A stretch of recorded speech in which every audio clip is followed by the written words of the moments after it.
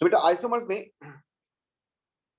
पहली बात, आइसोमर्स की definition, the compound with the same molecular formula but different structures.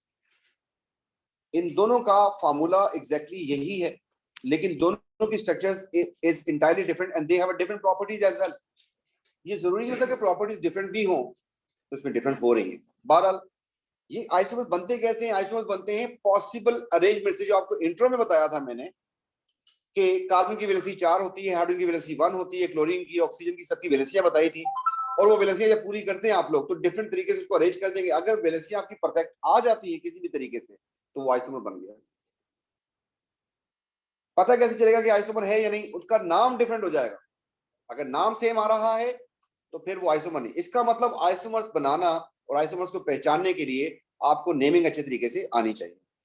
Isomers की हमारे पास दो बेसिक टाइप्स हैं, एक को हम कहते हैं स्ट्रक्चरल आइसोमर्स और दूसरे को हम कहते हैं ज्योमेट्रिकल आइसोमर्स।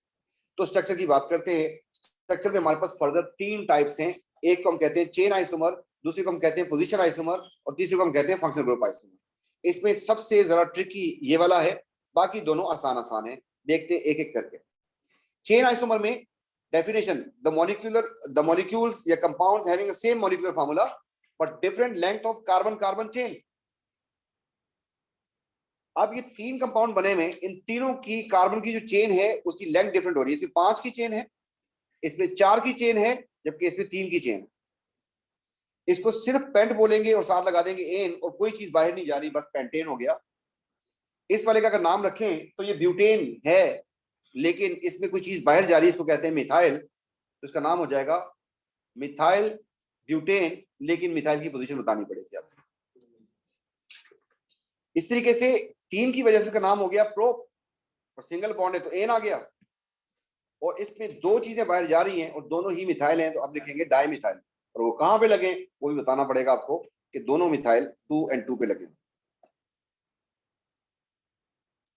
इसके बाद सेकंड जो टाइप है that is position isomer. Position isomer में क्या होता है? फंक्शनल ग्रुप की पोजीशन चेंज हो जाती है। तो compounds with the same molecular formula, ये हर आइसोमर की डेफिनेशन में ये पहला पार्ट तो आना ही आना है, 1 मार्क तो इसका। 5 टाइप्स ऑफ फार्मूला थे और 5 टाइप्स ऑफ आइसोमर्स आ रहे हैं, तो डेफिनेशन अगर आती है किसी भी एक की तो आपके पास 2 मार्क की होगी। 1 मार्क तो आपके पास ये कंफर्म है, दूसरा मार्क उठाने के लिए but different position of functional group या ब्रांच। इन दोनों का मॉलिक्यूलर फार्मूला सेम बन रहा C4H8 और इस बेस के ऊपर इसका नाम भी ब्यूट, और डबल बॉन्ड की वजह से इन, और उसकी डबल बॉन्ड की पोजीशन बताने के लिए आपको लिखना पड़ेगा यहाँ पर 1 ब्यूट। इसमें भी 4 कार्बन थे तो आपने ब्यूट लिख दिया, डबल बॉन्ड की वजह से इन लिख दिया, और इन की पोजीशन बताने के लिए आपने कहा कि 1 and 2 पे आ रहा है तो 2 ब्यूटेन हो गया। सिमिलरली अगर आपके पास यहाँ पर इन दोनों कंपाउंड्स की बात करें, इसका फार्मूला और इसका फार्मूला बिल्कुल सेम है। इसमें ब्रांच जो है कार्बन नंबर 2 पे आ रही है, इसमें ब्रांच कार्बन नंबर 3 पे आ रही है। इसका नाम हो जाएगा 2 मिथाइल पेंटेन, इसका नाम हो जाएगा 3 मिथाइल पेंटेन। ये दोनों आइसोमर्स हैं। और मैं कैसे, क्योंकि तो ये तो ऐसे इतने प्यारे इतने खूबसूरत नहीं बना के देता, जिग-जैग में होते हैं, स्ट्रक्चर फार्मूला होते हैं। हमारे पास एक ही रास्ता है कि हम नाम लिखें, नाम अगर डिफरेंट है तो आइसोमर्स हैं, और नाम अगर सेम आ रहे हैं तो वो आइसोमर्स नहीं हो सकते। Functional group isomer is tricky, ये हैवी है, इसी वजह से मैं आइसोमर्स ही नहीं करवा रहा आपको। आइसोमर्स के क्वेश्चंस जो हैं मैं आपको सिर्फ ज्योमेट्रिकल करवाऊंगा, और ये जाके एस्टेस जब खत्म होगा हमारा तब मैं आपको आइसोमर्स करवाऊंगा, जब कंप्लीट हो जाएगा। क्यों? अभी हम जानते ही नहीं है बहुत सारी चीजों को, तो उनके फंक्शनल ग्रुप आइसोमर्स निकालना बहुत मुश्किल हो जाता है। इसमें सेम मॉलिक्यूलर फार्मूला होगा बट डिफरेंट फंक्शनल ग्रुप्स होंगे, फंक्शनल ग्रुप चेंज हो जाएगा। इस केस में केमिकल प्रॉपर्टीज चेंज हो जाएगी। मैं वापस चलता हूं ऊपर, देखिए इसकी केमिकल प्रॉपर्टी, ये भी ब्रोमीन सिलेक्शन करेगा, ये भी करेगा, ये भी ब्रोमीन सिलेक्शन नहीं करेगा, ये भी नहीं करेगा। दोनों की केमिकल प्रॉपर्टीज एक जैसी हैं, दोनों एन है, ये दोनों इन है। इस तरीके से अगर हम यहां पे बात करते हैं तो ये भी सारे के सारे एक एन है, इनकी केमिकल प्रॉपर्टीज एक जैसी होंगी। लेकिन फंक्शनल ग्रुप में फंक्शनल ग्रुप भी चेंज हो जाता है। जब फंक्शनल ग्रुप चेंज हो जाता है तो उसकी केमिकल प्रॉपर्टीज चेंज हो जाएंगी। ये ब्रोमीन सिलेक्शन कर जाएगा, लेकिन ये ब्रोमीन सिलेक्शन नहीं करेगा, हालांकि दोनों आइसोमर्स हैं। तो आपको ये बात अगर पता है तो अच्छी बात है, नहीं पता तो हम बताते हैं आपको कि डबल बॉन्ड आने से 2 हाइड्रोजन शॉर्ट हो जाते हैं। एक हाइड्रोजन जो यहाँ पे लगा हुआ था, यहाँ पे लगा था, ये दोनों हाइड्रोजन शॉर्ट करने पड़ेंगे double as compare to saturated.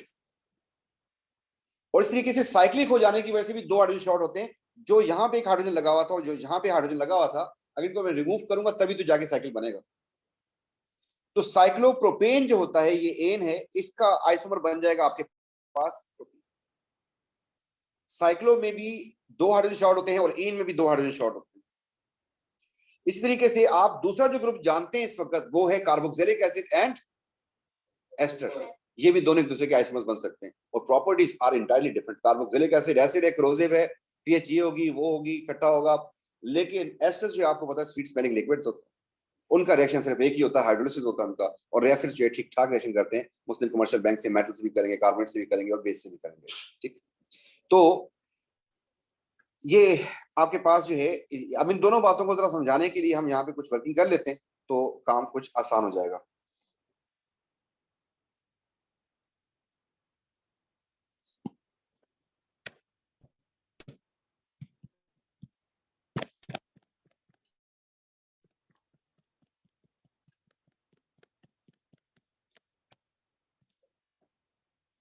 काम आसान करने की बात करने जा रहे हैं।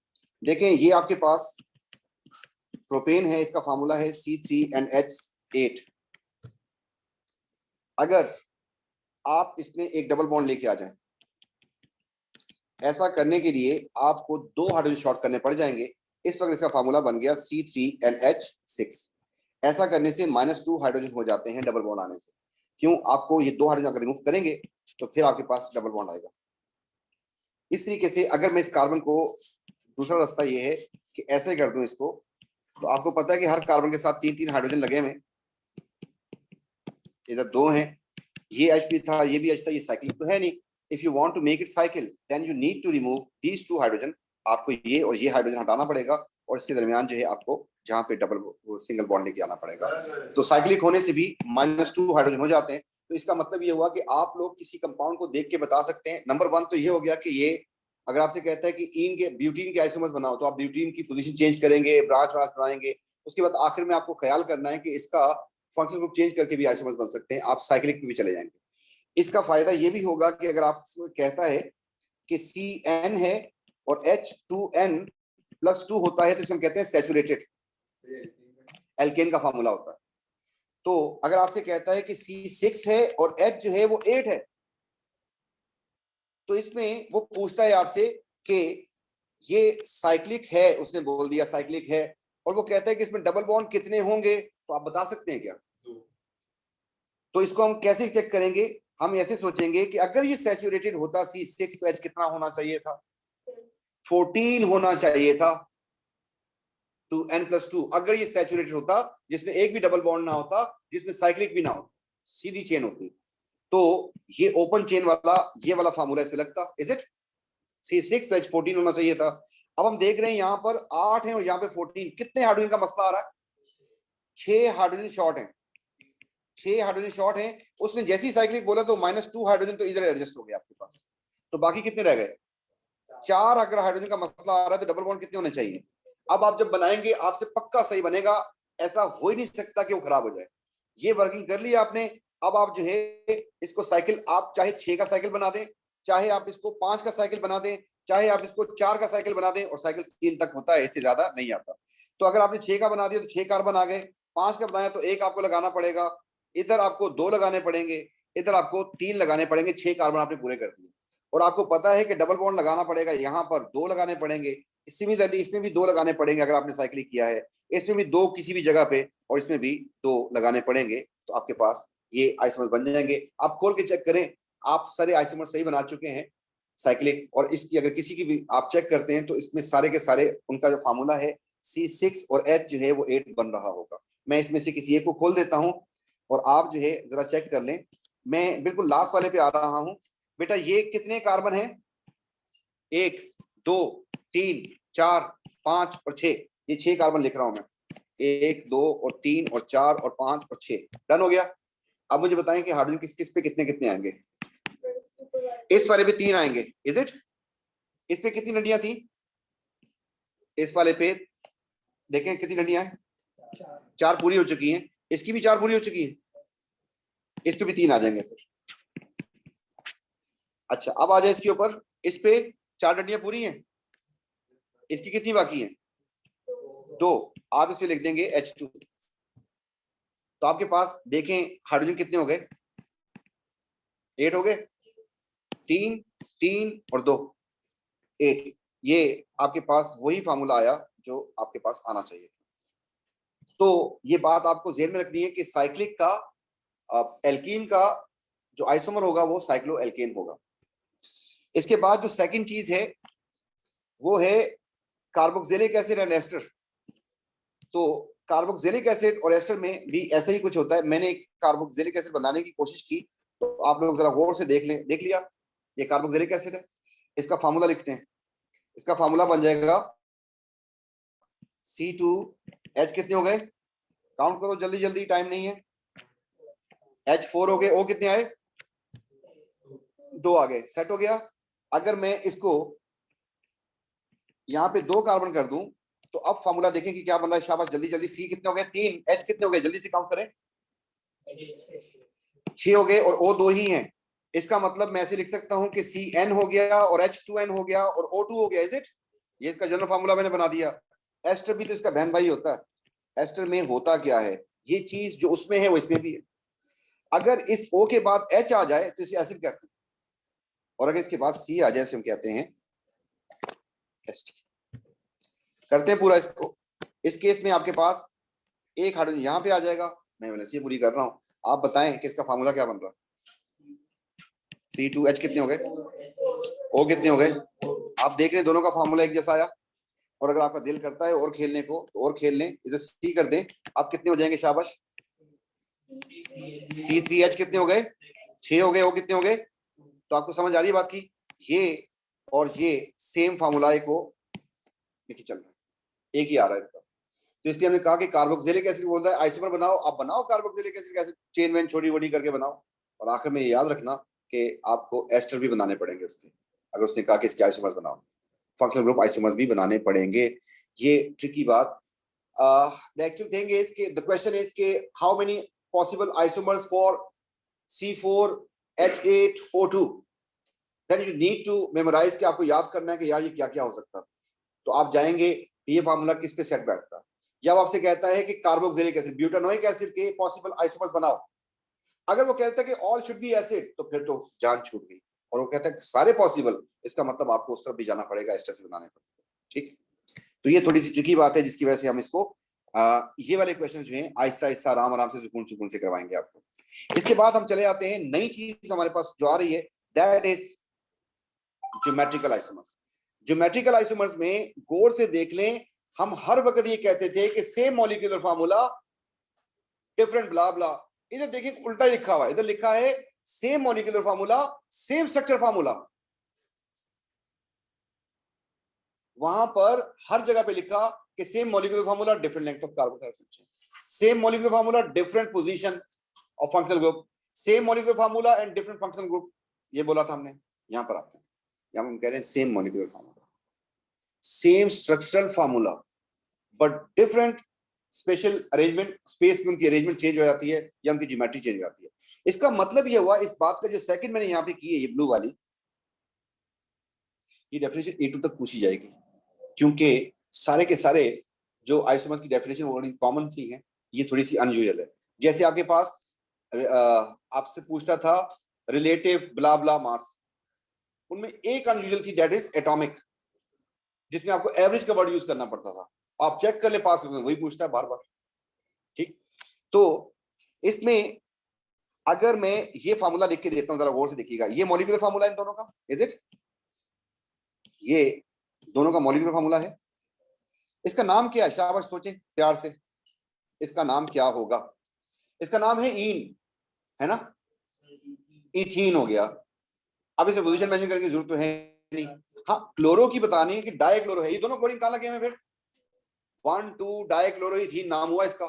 बर्दाश्त कर सकते हैं थोड़ा सा कि नहीं, एक कार्बन पे एक क्लोरीन लगा, दूसरा कार्बन पे दूसरा लगा हुआ, तो ये बताना था आपको, 1,2 डाइक्लोरोइथीन, इसका नाम क्या है।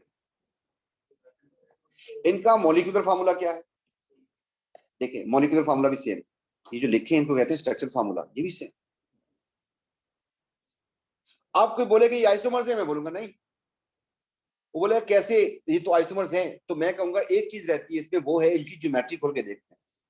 तो जैसे ज्योमेट्री खोली हमने, तो हमने, अगर आप गौर से देखें इसमें एंगल कितना आ रहा है, 120। क्यों आ रहा है पता है? 3 बॉन्ड पेयर।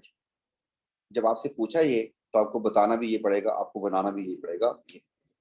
इसमें दोनों कल्लो एक साइड पे आ रहे हैं, जबकि इसमें दोनों कल्लो डायगोनल आ रहे हैं। अगर डायगोनल हो तो हम कहते हैं ट्रांस, और अगर एक ही साइड पे तो कहते हैं सिस।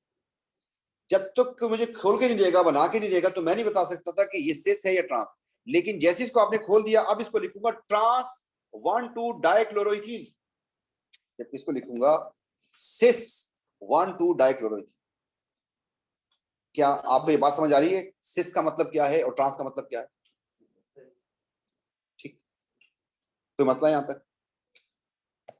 तो इसमें पहली टाइप जो है सिस ट्रांस है। This isomerism arise due to restriction in rotation caused by CC double bond.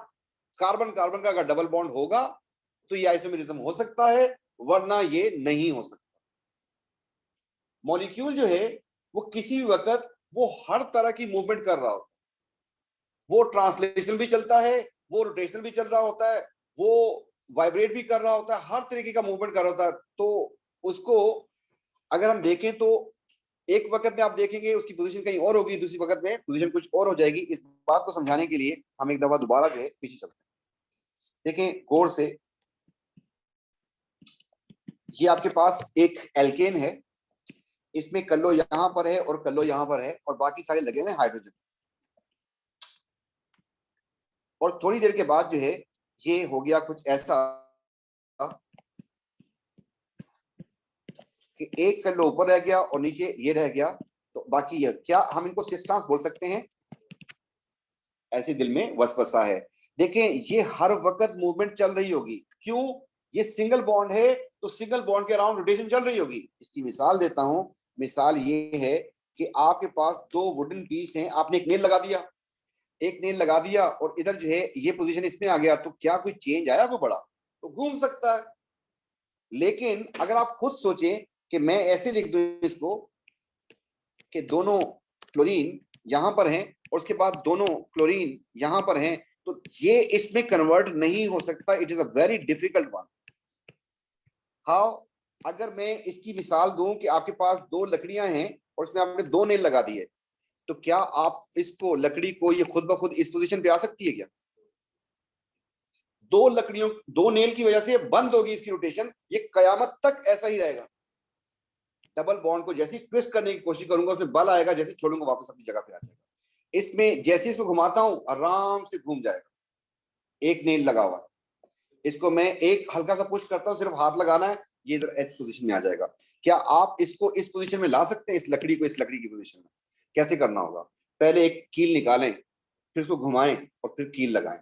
इसका मतलब यहां पर भी ऐसे ही कि अगर आप इस डबल बॉन्ड को खोल देंगे इस तरीके से, फिर ये घूमेगा और उसके बाद दोबारा डबल बॉन्ड लगाएं, फिर ये कयामत तक ऐसे का ऐसे ही रहेगा और ये ऐसे ही ऐसे रहेगा। ये तो खुद ब खुद घूम रहा है आपके चाहे बगैर। आइसोमर तो उसको बोलेंगे जो कयामत तक वैसा ही रहे, उसको चेंज करने के लिए आपको कुछ करना पड़े। जैसे हम पोजीशन पढ़ के आ रहे हैं, जैसे हम स्ट्रक्चर फार्मूला चेन आइसोमर देख के आ रहे हैं, उसको अगर आपको चेंज करना पड़ेगा, you need to perform some work. Bond तोड़ने होंगे, बॉन्ड जोड़ने होंगे, तब जाके आइसोमर बनेगा। सिमिलरली इसमें भी ऐसा हो रहा है। इसका मतलब ये जब तक डबल बॉन्ड नहीं है तब तक ये आइसोमेरिज्म अराइज नहीं हो सकता। यहाँ पे तो फ्री ट्विस्ट। जी मेरी बात समझ आ गई आपको? ये तो खुद ब खुद ऐसे घूम जाएगा और फिर जैसे इसको वापस करना तो वापस हो जाएगा। लेकिन इसको ऐसा नहीं कर सकते आप। इसको नीचे लाने की कोशिश करें, नहीं होगा। ठीक, ये बात समझ आई? इसका मतलब पहली बात तो ये होगी कि सिर्फ सांस में डबल बॉन्ड होना चाहिए। ठीक, उससे क्या होगा? रोटेशन जो होती है ना, फ्री रोटेशन, वो रिस्ट्रिक्ट हो जाएगी, लॉक हो जाएगी, अब नहीं मूव कर सकता। सिंगल बॉन्ड में तो फ्री मूव कर सकता था, लेकिन डबल बॉन्ड में मूव नहीं कर सकता। इसी वजह से सिस ट्रांस आ सकता है। और चीज भी देखनी है इसमें। और चीज ये देखनी है कि अगर मैं आपसे पूछूं कि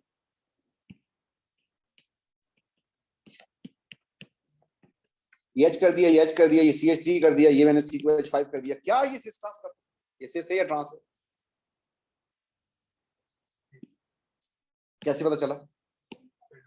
मुझे पता था तुम लोग कुछ ना कुछ बोलोगे, और अच्छी बात बोली तुम लोगों ने। इस पे मैंने कर दिया यहाँ पर Cl। अब बताएं कि सिस ट्रांस है? ये सिस है या ट्रांस? हाँ, ये कुछ भी नहीं है। क्यों नहीं है? हमने कहा था अगर दोनों ग्रुप सेम साइड पे आ जाए तो सिस है, दोनों ग्रुप अगर डायगोनल हो जाए तो ट्रांस है, ये बोला था मैंने। इसमें दोनों ग्रुप कौन से? इसमें सारे ग्रुप ही अलग हैं।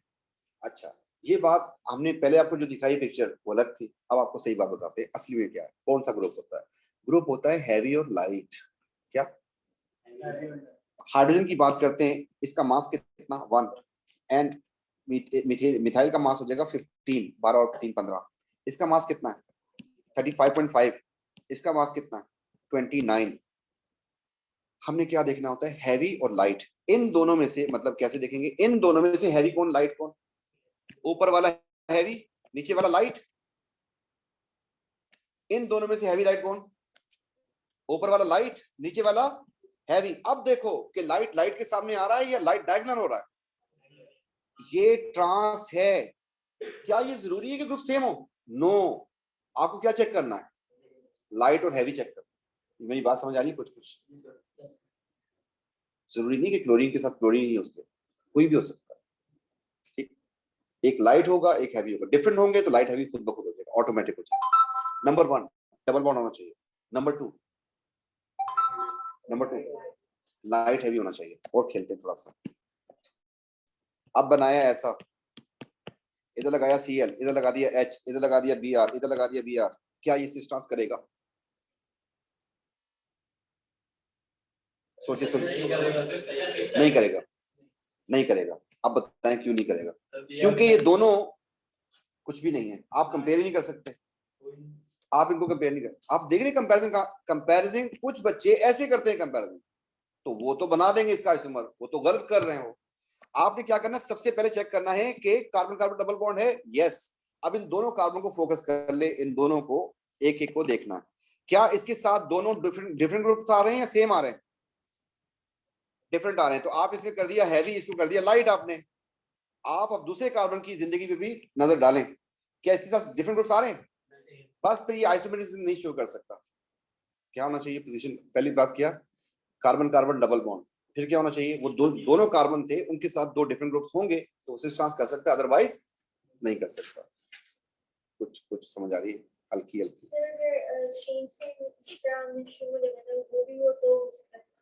वो एक कार्बन पे एक, दूसरे पे दूसरा लगा हुआ, इसको देख रहे बिया।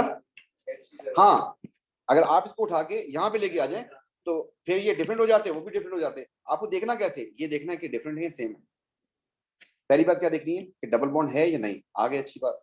उसके बाद ये भी देखना है कि इसके साथ डिफरेंट है, यस। कैसे साथ डिफरेंट है? नो, नो पॉसिबल, हो नहीं सकता।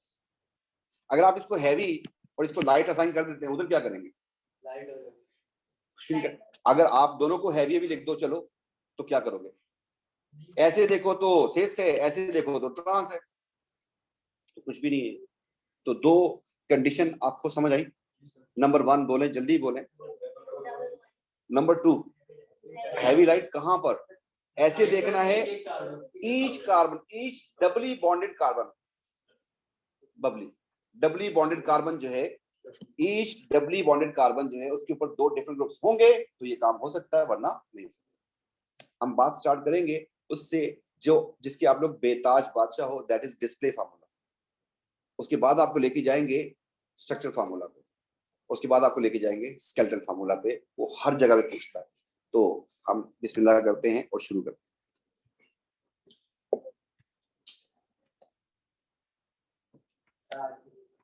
ना अगर आपसे कहता है कि 1 2 3 4 and 5 and 6 and 7, एक डबल बॉन्ड यहां लगा दिया, एक यहां लगा दिया, एक यहां लगा दिया और मजे से चला गया। अब मुझे बताना है और आपको भी मिलके मेरे साथ बताना है कि इसमें सिस ट्रांस पॉसिबिलिटीज हैं या नहीं है, और हैं तो कितनी जगहों पे आपको जाके चेक करना है। जहां जहां पे डबल बॉन्ड आ रहा है वहां वहां पे जाके चेक करना है आपको। तो 3 पॉसिबिलिटी मुझे नजर आ रही है डायरेक्टली कि ऐसा हो सकता है कि सिस ट्रांस शो करे। हम पहले जो है इसको कर लेते हैं कॉपी। जब कॉपी कर लिया तो फिर इस पे वर्किंग शुरू करते हैं। मैंने इस कार्बन को फोकस कर लिया, इस डबल बॉन्ड को। आप लोगों को समझ आ रही है बात की? क्या ये इस जगह से सिस ट्रांस शो करेगा या नहीं करेगा? करेगा या नहीं करेगा? पहली दफा में नहीं करेगा। आप देखेंगे कि आप दोनों ग्रुप इसके साथ डिफरेंट लगे हुए। क्या इसके साथ दोनों ग्रुप डिफरेंट लगे हुए? Yes no? करेगा? करेगा। ये बात समझ आई? दोनों कार्बन जो हैं दोनों के साथ डिफरेंट ग्रुप लगे हुए। आप इसमें बड़े आराम से लाइट और हैवी असाइन कर सकते हैं, लाइट एंड हैवी असाइन कर सकते हैं। क्या ये सिस है या ट्रांस है? ये कुछ भी नहीं है, ये गुनाह कबीरा है।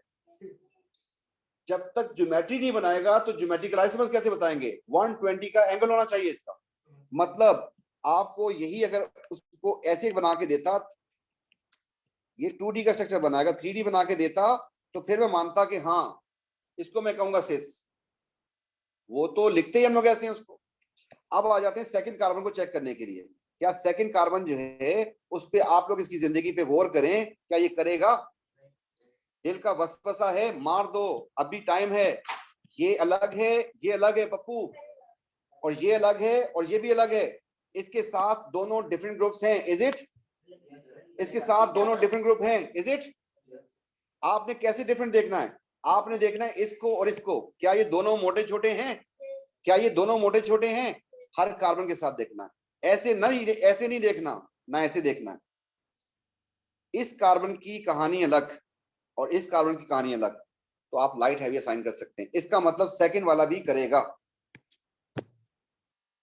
अब आ जाते हैं द थर्ड केस। थर्ड वाले पे आप लोग सोचें समझें और अब बता दें, अल्लाह भला करे। नहीं करेगा। इस पे कहते हैं रेंची चरसी वाली, ये देख गौर से, इस पे दोनों सेम आ गए, हटा दो। अगर दूसरी साइड पे देखूंगा भी तो अगर हो भी तो ये करेगा। दोनों कार्बन पे दो डिफरेंट ग्रुप होने चाहिए। एक हाँ, दोनों कार्बन देखने, एक पे भी अगर पॉसिबिलिटी नहीं बनी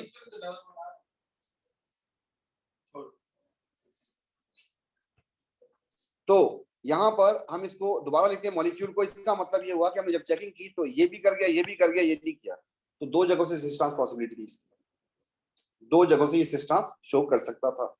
इज दिस क्लियर? पक्की बात है, अच्छी बात है। इसके बाद ये फार्मूला कुछ ऐसे लिखा होगा आपके पास, CH2 डबल बॉन्ड CH, फिर CH2, फिर CH डबल बॉन्ड CCl, उसके बाद CH2 and CH double bond CHOH। जी, अब यहां पे लगेगी आपकी टाइट वाली ब्रेक, क्योंकि स्ट्रक्चर फार्मूला आ गया। उसने पूछना ही इसमें, उसने पूछना ही स्केलेटल में, तो उस वक्त क्या करेंगे? इसका काम किया। जो फारिग बच्चा है पहले इसका डिस्प्ले बनाएगा। हम इस काम में नहीं जाएंगे, हम क्योंकि स्ट्रक्चर फार्मूला देख के आ रहे हैं, उस पर टाइम बर्बाद करके आ रहे हैं। हम पहले जो है इसको कर लेते हैं कॉपी, और आपके सामने जो है फिर दिखाना शुरू कर देते हैं। ये कॉपी कर लिया इसको मैंने, तो पहले वाले इसको जो है मैं फोकस कर रहा हूँ, पहले वाले डबल बॉन्ड को। तो जरा आ जाए मेरे साथ, ये डबल बॉन्ड, ये दो कार्बन डबल बॉन्ड बनाया। अब जरा सोचे कि क्या इसके साथ दोनों सेम ग्रुप लगे हैं, डिफरेंट लगे हैं? ये फारिग हो गया, दूसरी तरफ से चेक ही नहीं करना पड़ा, क्योंकि अगर एक तरफ से नहीं कर रहा दूसरी तरफ से हो करे भी तो नहीं बन सकता। इसके बाद जो है हम दूसरे वाले को फोकस करते हैं, और आप इसको थोड़ा सा विजुलाइज कर लें तो इंशाल्लाह अच्छा हो जाएगा काम। सेकंड वाले में गौर से देखते हैं कि ये कार्बन और ये कार्बन था जी, क्या इसके साथ पहले वाले कार्बन के साथ दो डिफरेंट ग्रुप हैं या नहीं है? कैसे पता चला? एक हो गया H और एक हो गई ये लंबी चेन, ये दोनों डिफरेंट हो गए। अच्छी बात होगी, आगे बढ़े फिर दूसरे कार्बन को भी चेक करें, क्या इसके साथ दो डिफरेंट ग्रुप्स हैं? एक ये है और एक पूरी चेन है, तो ये लाइट हैवी इस तरफ भी हो गया, यहां से भी कर रहा है, इसका मतलब ये सेकंड वाला करेगा। इसके बाद हम आ जाते हैं थर्ड वाले पे। थर्ड वाले को चेक करना शुरू करें, सोचें समझें और फिर मुझे बताएं कि इज इट पॉसिबल और नॉट पॉसिबल। कैसे पॉसिबल हुआ कि अगर मैं इसकी बात करता हूं तो यहां पर एक हाइड्रोजन हो गया और ये पूरी चेन दूसरी चीज हो गई, इस कार्बन के साथ लगी हुई है। मतलब अगर कोई बच्चा जो है थोड़ा सा सुस्त है तो वो ये सोच सकता है इसके साथ ये बहुत बड़ी चेन लगी, आर कर दिया उसको मैंने। मैं इस कार्बन की बात कर रहा हूँ, ये बात समझ आई? इसके बाद डबल बॉन्ड पे आ जाएं। दूसरे वाले कार्बन पे सोचें, क्या सेम है डिफरेंट है? एक H है और एक OH है, इसलिए आप दूसरे कार्बन की जिंदगी पे अगर रोशनी डालेंगे तो एक उसके साथ H लगा और एक OH लगा हुआ है। क्या ये दोनों डिफरेंट ग्रुप्स हैं? डन। क्या ये दोनों डिफरेंट है? डन। ये भी करेगा। इसका मतलब ये हो गया कि स्ट्रक्चर फार्मूला में भी हम थोड़ी सी ट्राई की और हमें ढूंढना कुछ आ गया। ये नहीं करेगा, ये नहीं करेगा, ये करेगा और ये करेगा। आप मुझे बताएं कि अगर आपको अपनी क्लास के दूसरे किसी क्लास फेलो को जाके बताना है शॉर्टकट में, क्या चीज समझ आई आज इससे, कैसे पहचानेंगे? बेटा CH2 तो फारिग है, याद रखेंगे। CH2 आ गया तो 2 हाइड्रोजन लगे, सेम ग्रुप हो गए, फारिग हो गया। CH2 टर्मिनल होगा तो फारिग हो गया। बात समझ आ गई? उसको नहीं चेक करना। कुछ कुछ बात समझ आ रही है? अच्छा, खतरनाक बात है। अभी आप लोगों की क्लास है?